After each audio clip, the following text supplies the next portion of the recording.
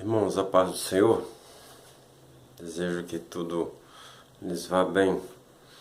Nessa noite de terça-feira, eu quero compartilhar com os irmãos alguns textos da Palavra de Deus e a nossa meditação é criando um lugar propício, um momento propício para o Senhor Jesus agir como Deus Salvador, como Deus provedor, o Deus que cuida de nós aqui nessa terra.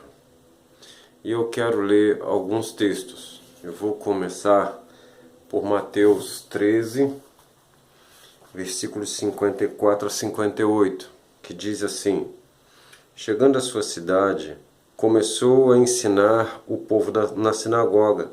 Todos ficaram admirados e perguntavam: de onde lhe vem esta sabedoria, estes poderes miraculosos? Não é este o filho do carpinteiro? O nome de sua mãe não é Maria? E não são seus irmãos Tiago, José, Simão e Judas? Não estão conosco todas as suas irmãs? De onde, pois, ele obteve essas coisas? E ficavam escandalizados por causa dele. Mas Jesus lhes disse: só em sua própria terra, em sua própria casa, que um profeta não tem honra. E não realizou muitos milagres ali, por causa da incredulidade deles. Também Marcos 6. Jesus saiu dali e foi para a sua cidade, acompanhado dos seus discípulos. Quando chegou o sábado, começou a ensinar na sinagoga, e muitos dos que o ouviam ficavam admirados. De onde lhe vêm essas coisas? Perguntavam eles. Que sabedoria é essa que lhe foi dada? E esses milagres que ele faz? Não é este o carpinteiro, filho de Maria, irmão de Tiago, José, Judas e Simão? Não estão conosco aqui as suas irmãs? E ficavam escandalizados por causa dele. Jesus lhes disse: só em sua própria terra, entre seus parentes, em sua própria casa, é que um profeta não tem honra, e não pôde fazer ali nenhum milagre, exceto impor as mãos sobre alguns doentes e curá-los. E ficou admirado com a incredulidade deles. Então Jesus passou a percorrer os povoados e ensinando. Bom, nós estamos vendo aqui dois momentos relatados por Mateus e Marcos, quer dizer, o mesmo momento é relatado por dois evangelistas, dizendo que Jesus foi à sua cidade. Ele estava em casa. E em casa ele deve ter ido na sinagoga, onde ele já devia ser conhecido. E ali ele começou a ensinar, ali ele começou a falar com eles. Ali ele começou a mostrar aquilo que ele veio ensinar. E é interessante que eles repudiam ele. Não por causa do ensino, por causa das maravilhas que eles já tinham ouvido falar. Mateus vai colocar Jesus depois de vários milagres. Essa viagem que está sendo relatada por Mateus 13, Jesus já estava, vamos dizer, em plena atividade. Ele já tinha dado algumas parábolas.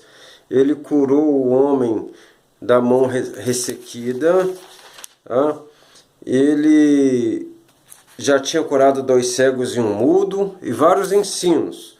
Marcos vai colocar ele até numa situação mais interessante ainda, porque Marcos vai colocar esse relato logo depois da cura da mulher do fluxo de sangue e da ressurreição da menina filha de Jairo. Aí a Bíblia diz que Jesus dali ele foi para Nazaré. Bom, nós não podemos pegar aqui e dogmatizar datas, tá? Na verdade, o Evangelho não é escrito para nos dar uma cronologia de todos os atos de Jesus. Não é isso que está aqui para ser discutido. Mas o fato é que Jesus não foi aceito. Jesus não foi aceito. Eles não aceitaram o que ele estava fazendo.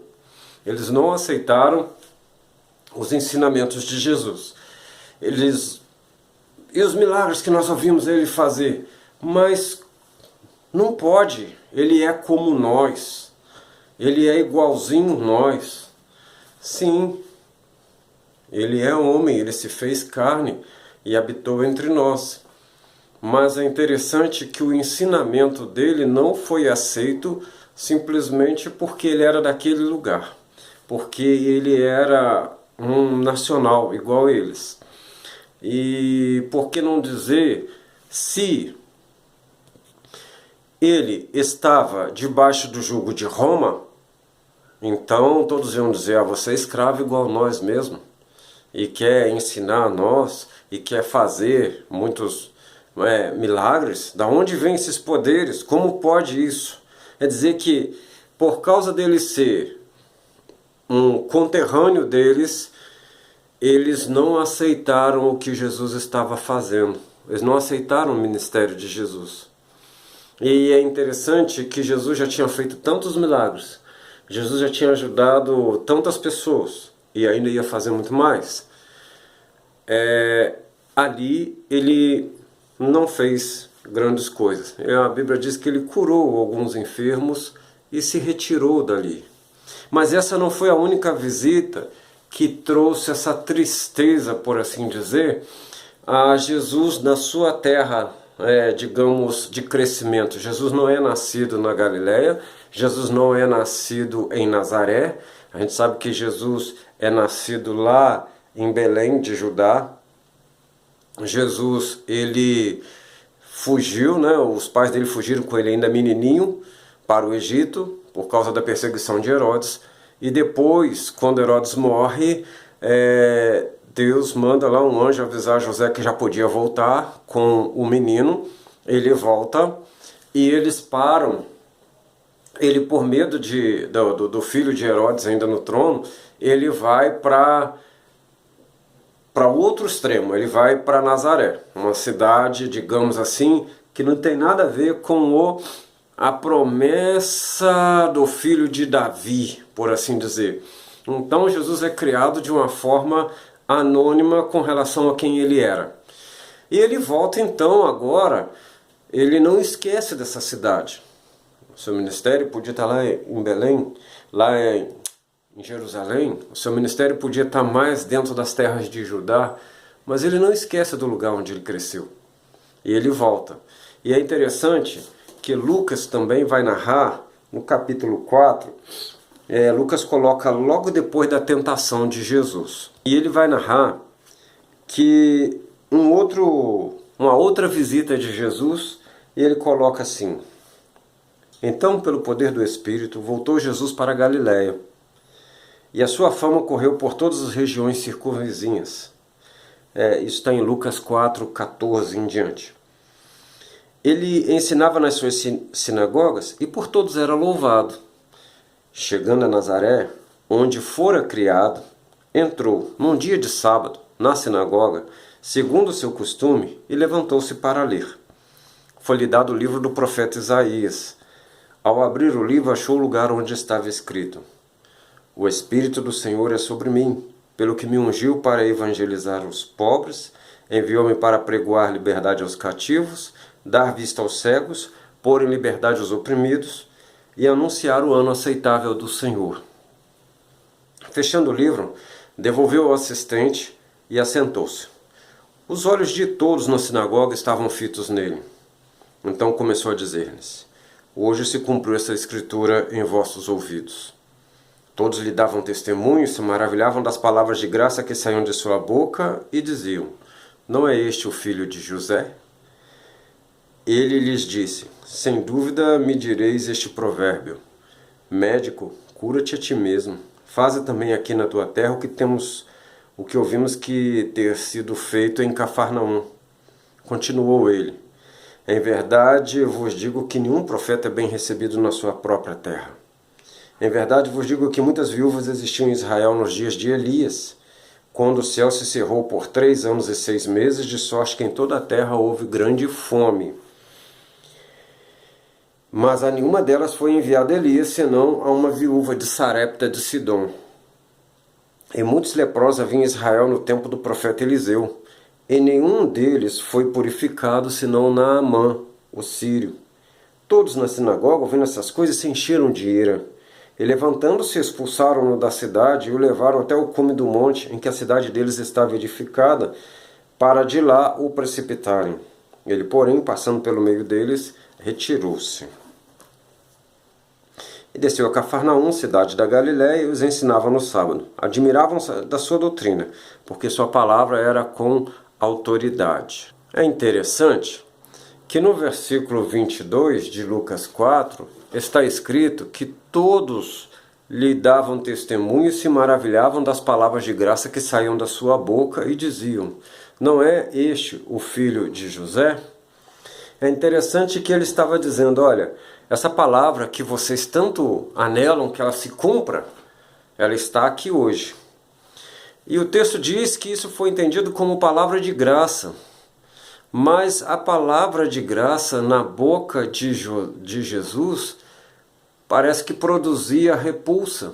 Mas não era ele que era a própria palavra. Como que podia a palavra produzir repulsa quando ela está no melhor veículo para transmitir? O próprio verbo, o próprio Logos divino está ali falando sobre aquilo que é que Deus tem em mente, aquilo que Deus está fazendo. Como que pode funcionar desse jeito na mente humana? E eles começam a se escandalizar. Não, você é o filho de José. Quer dizer, não é um milagre Deus usar coisas pequenas. Uma pessoa para ele encarnar e trazer à terra a sua própria pessoa, a sua personalidade, né? A segunda pessoa da Trindade, para transmitir aquilo que é o propósito de Deus para a humanidade. Isso não era importante para eles. Acabou sendo uma pedra de tropeço. E eles simplesmente, ao invés de se deliciar aqui, falar assim: olha, nós vimos ele crescer, ele cresceu aqui entre nós. Deus faz coisas tremendas, Deus chama, Deus capacita. Não, eles não quiseram. Aquela palavra era uma palavra que estava guardada num invólucro na mente deles para a eternidade. E eles não conseguiam entender que a palavra ela não vai ficar esperando um dia da eternidade para se cumprir, mas ela está em cumprimento dia após dia. Ela vai ter uma consumação, mas a palavra estava se cumprindo ali naqueles dias e eles não conseguiram entender.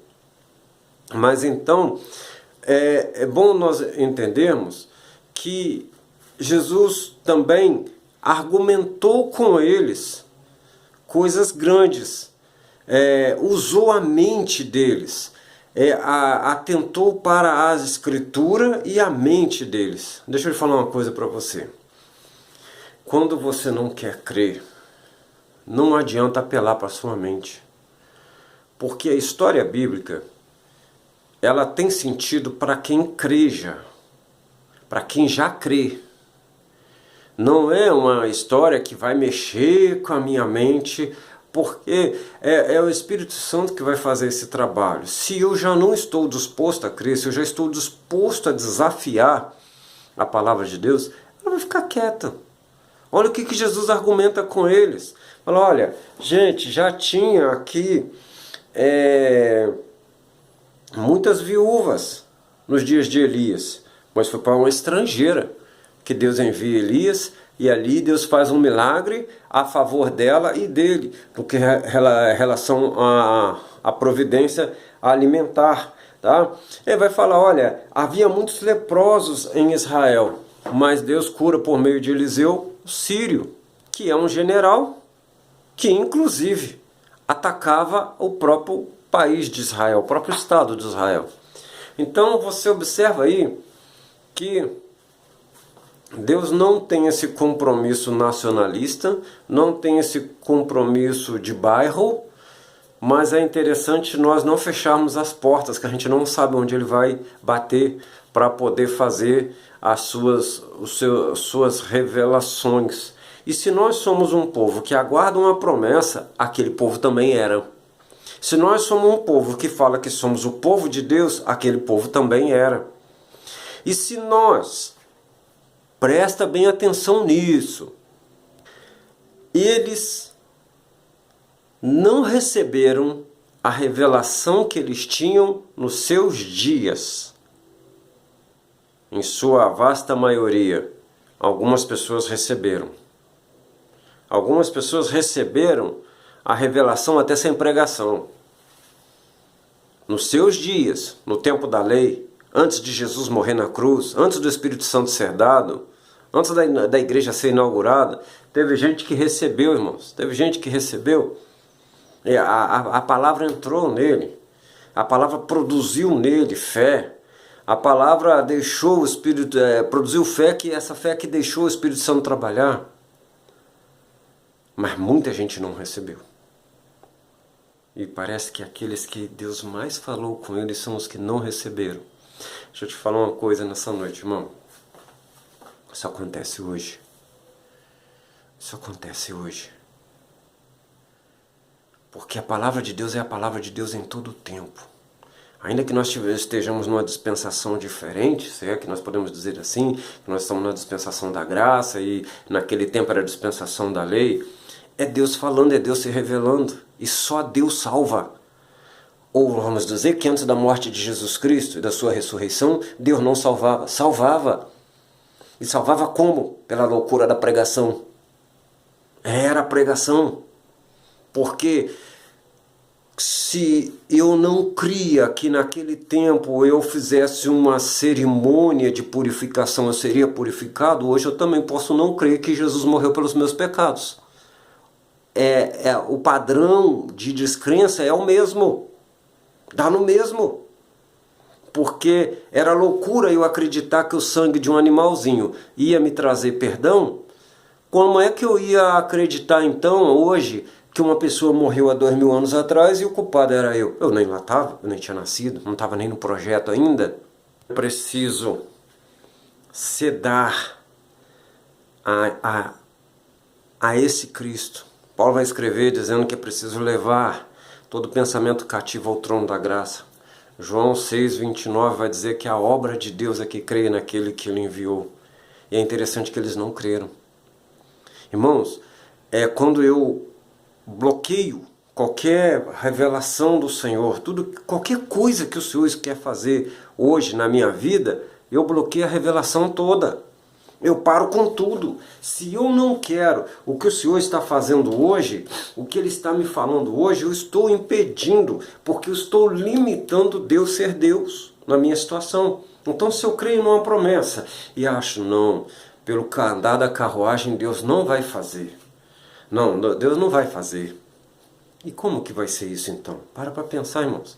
A vida do crente é uma vida de fé. O crente já é salvo por uma pregação de loucura. Loucura para uns, escândalos para o outro. O que mais que você quer então? Para pensar. A nossa vida, ela está na esfera do sobrenatural o tempo todo. É natural, somos seres que andam, que respiram, seres que vivem nesse mundo, na terra, seres que dependem da água, mas a nossa vida é um sobrenatural o tempo todo. Precisamos deixar toda a nossa carga de conhecimento de Deus, às expensas de Deus, para que Deus seja Deus em nós. Aquelas pessoas estavam esperando o Messias, que Jesus não se enquadrava. Jesus não se enquadrava. E, por fim, eles que não se enquadraram. No final das contas, eles é que perderam tudo. Eles é que perderam a revelação. Perderam o momento em que Deus estava trabalhando de uma forma tão linda em favor deles. Já parou para pensar? Deus na sua casa. Ali estava na sinagoga, mas a Bíblia diz que ele percorria. Você já parou para pensar Deus entrar na sua casa? Já parou para pensar o tamanho do milagre? Nós estamos cultuando em casa. Estamos cultuando nas nossas casas. Então, nós estamos fazendo um culto formal dentro das nossas casas. ou Deus pode chegar e fazer o que Ele quiser? Mas para pensar, até Deus pode chegar e fazer o que Ele quiser, a gente canta isso, mas não permite. Nós somos capazes de banalizar qualquer palavra de graça. Não é isso que aconteceu lá? Eles ficavam admirados e perplexos com as palavras de graça e se escandalizavam nele. Nós podemos pegar uma palavra de graça e transformá-la numa falta de graça, num escândalo. E aí se cumpre aquilo que o Senhor fala. Olha, aqueles que eram deixados para trás, que não estavam no rol do reino, eles entraram na frente. Eles vão para o reino, porque eles recebem a palavra. Eles não têm seus preconceitos. Eles recebem a palavra de Deus como palavra de Deus. Claro que também nem todos, tá? Nós não vamos incorrer aqui nesse erro de dizer que aquele lá do mundo é que dá ouvido e se ele desse ouvido ele estava aqui, tá? E que a igreja é composta de gente que quer limitar a Deus e... Não, parei. Aqui é gente que está aprendendo a conhecer Deus. Por isso que nós estamos falando essa palavra. Nós estamos lutando, eu estou lutando para conhecer o Senhor. Eu fico em cima dessa palavra para ela falar comigo. E ao mesmo tempo eu quero dizer para você, faça isso. Faça isso, essa palavra tem que falar com você. Não formalize o culto na sua casa. Não formalize o culto na sua casa. Deixe o Espírito Santo trabalhar aí. Não espere palavras de ordem, porque não vai ter quem faça. É você e Deus, você pai que conduz o culto aí na sua casa, você mãe que conduz o culto aí na sua casa, é contigo, é contigo. Ou será que nós vamos ficar medindo as palavras para falar? Ou será que eu vou ter que causar uma impressão em quem me ouve? É muito fácil falar desse erro dos pregadores na igreja, mas agora é dentro de casa. É dentro de casa.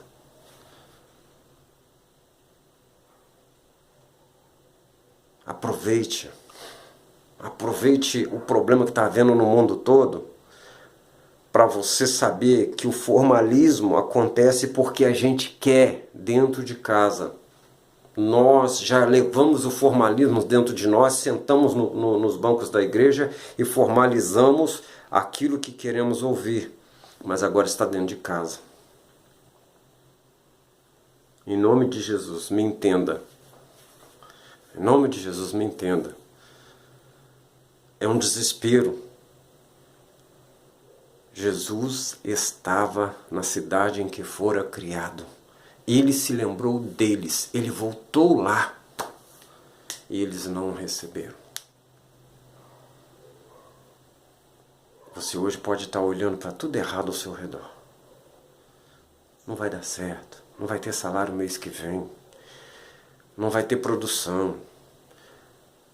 Nós vamos ver bancarrota de governos. O negócio está caminhando esquisito. Mas o que Deus falou a seu respeito? O que Deus tem tratado com você? Deus prometeu que você ainda vai falar a multidões, no sentido de ir falar com pessoas que ainda não o conhecem. Aí você vai olhar assim agora e vai falar assim, não vai dar mais. Agora está tudo esquisito. Já aconteceu lances da história onde ficou tudo esquisito. E olha nós aí, os últimos anos que nós vivemos. Porque o meu lar não é o lar do jeito que eu gostaria que fosse. Mas o Senhor falou que ia te abençoar. Não falou? Então anda após as pisadas dele. Creia no que ele falou. E cria aí dentro do seu lar, irmão. Cria aí um ambiente onde ele possa fazer o que é próprio da presença dele. Em nome de Jesus. Que Deus, na sua infinita misericórdia, te conduza nesse negócio. Que Deus te conduza no entendimento de que Ele é Deus e Ele não precisa aprender comigo e com você como é que faz. Eu tenho que apenas crer. Quantas pessoas apenas creram? A mulher do fluxo de sangue, ela apenas creu. Jairo apenas creu. Quantas pessoas apenas creram? Leva isso para a sua vida. A obra de Deus é essa, que creiais naquele que Ele enviou. E crer, olha, em nome de Jesus, tira o relativismo das coisas. Eu creio. Eu creio. Mas que crer é esse que Deus não tem liberdade, Deus não consegue fazer nada onde eu estou, Deus não consegue trabalhar com ninguém. Em nome de Jesus, o crer tem que ser de tal forma que Deus tem toda a liberdade. Por isso que Jesus até ensinou a orar, né? Seja feita a tua vontade, na terra como é no céu. Ele estava ensinando homens a orar, discípulos. Aí que interessante para mim, para você. Que Deus nos ajude nesse negócio. Amém? Nós vamos orar. Senhor Deus, nós te agradecemos pela tua palavra. E eu quero pedir, junto com meus irmãos e irmãs de todas as idades, que querem crer nesta noite, que o Senhor tenha liberdade no meio de nós. Que o Senhor faça aquilo que é próprio da tua presença. Deus Santo, entra nessa casa, nesses corações. E, Senhor Deus, e arregimenta as vidas que ainda não pertencem ao Senhor em cada lar. Que o Senhor possa ouvir a oração da criança e a oração do idoso. Que o Senhor possa ouvir, Senhor Deus, a oração de todos nós. Senhor Deus, que o Senhor tenha um altar em cada casa para o Senhor fazer aquilo que o Senhor quer fazer. Em nome de Jesus. Que a tua palavra não fique presa, Senhor Deus, nos vitrais que eu coloco em volta de mim. Senhor Deus, onde está tudo muito bonito, mas o Senhor não consegue entrar, o Senhor não consegue ter liberdade. Pai Santo, em nome de Jesus, nós pedimos nesta noite, toma esse líder da sua casa nesta noite. Ó Deus, que ele largue o formalismo, que ele não queira, Senhor Deus, impressionar, mas que ele deixe, Senhor Deus, ser impressionado pelo Senhor, para que o exemplo dele sirva para aqueles que lhe ouvem. Para que o Senhor seja o Deus que faz milagres, o Deus que pode fazer o que quiser, onde os teus servos estão. Nós acabamos de ler textos que mostram o quanto era triste, que o Senhor Jesus foi visitar os conterrâneos, mas não pôde realizar nada lá. Ele era Deus para realizar? Era. Se ele quisesse realizar assim mesmo, que ele podia realizar. A viúva de Naim não pediu, não está no texto que ela pediu para o seu filho ressuscitar. Quantos milagres o Senhor fez, sem que as pessoas realmente falassem com o Senhor. Mas é interessante que o Senhor está mostrando, através desses textos, que o Senhor não quis fazer ali por causa da incredulidade. E nós aqui entendemos que o Senhor trabalha para o louvor da sua glória. Que nós sejamos o louvor da sua glória, para que o Senhor trabalhe em nós. Cuida de nós, cuida do nosso país, cuida do nosso presidente, cuida, Senhor Deus, do nosso grupo, do nosso ajuntamento, que nós sejamos verdadeiramente membros do corpo de Cristo em todo o tempo. Seja o teu nome exaltado, nós oramos agradecidos, em nome de Jesus. Amém.